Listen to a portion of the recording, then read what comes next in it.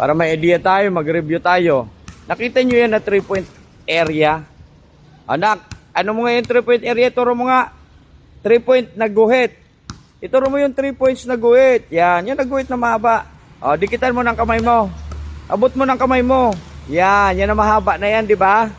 Yan na 3-point line or arc, bahagi po yan ng 2-point attempt shot for a goal. Bahagi siya nito. 2-point attempt shot for a goal. Kaya pag naka-apak dyan ang shooter, ang score niya lang, kung nakashoot, 2 points. Kasi bahagi siya ng 2-point goal. Ito naman, na sa free throw line, turo mo yung free throw line, yan ang mahaba, yan. Yan ang free throw line, bahagi din siya ng shaded area. O, yan, shaded area. Kaya pag naapakan niya ng free throw shooter, free throw violation. Alright?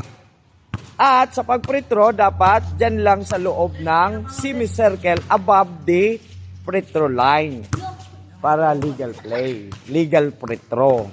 Ito naman, yung guhit na mahaba. Turo mo yung guhit na mahaba sa free throw shaded area. Yan na shaded area na guhit na mahaba ay bahagi din siya ng shaded area. Yan. Pero may mga ilan nakaapak dyan abang sila ay magre-rebound. Pero at least you have an idea, lalo na sa mga 3 seconds violation. Na yan na guhit na yan ay bahagi yan ng shaded area. Magkabilaan yan. Ha? Yan. Alright, yan. Remember, yung mga jumpers dyan sa pag-rebound sa free throw, dapat kung ano yung designated na area nila or place, i-occupy nila yon. Okay, tingnan ng maigi ng active referee na nagpapa-free throw, right? Na dapat hindi magkatabi ang magkakampi. Salita ni Kanga. Okay? What if nagdesisyon sila na ayaw nila pumesto dyan? Ituro mo nga kung saan nagre-rebound yung mga players, anak. Yan. Dito, sa mga bakante. Yan. Diyan nagre-rebound. Diyan nakatayo, di ba? Ituro mo yung vacant. Yan. Yan. Huwag yan naguhit. Yung violet. Yan. Pag nagdesisyon sila na ayaw nila dyan pumesto, at nandoon sila above to the 3-point arc, yan. Huwag silang papasok na kung saan yung bola ay live ball na. Hawak na ni free throw shooter.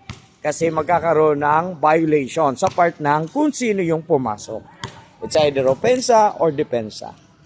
So common sense, alam nyo na kung kanino ang bola niyan. Alright? Or another or further free throw.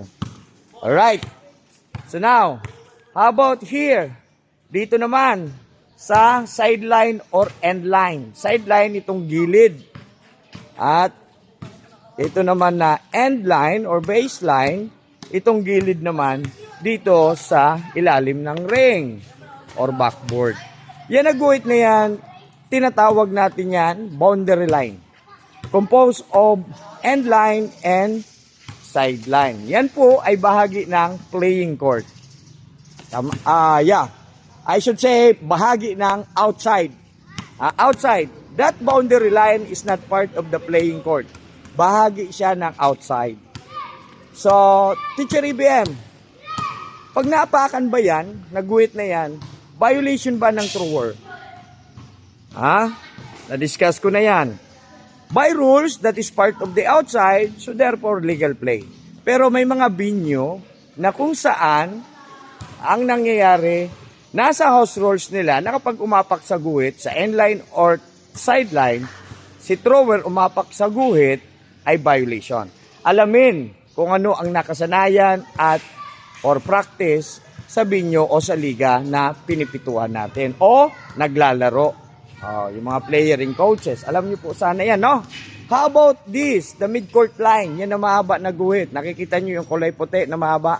Bahagi po yan ng backcourt. Kaya kung tatanungin tayo, alin mas malaki? Backcourt o frontcourt? Malaking espasyo, backcourt. Alright? So very clear, please like and follow the page EBM.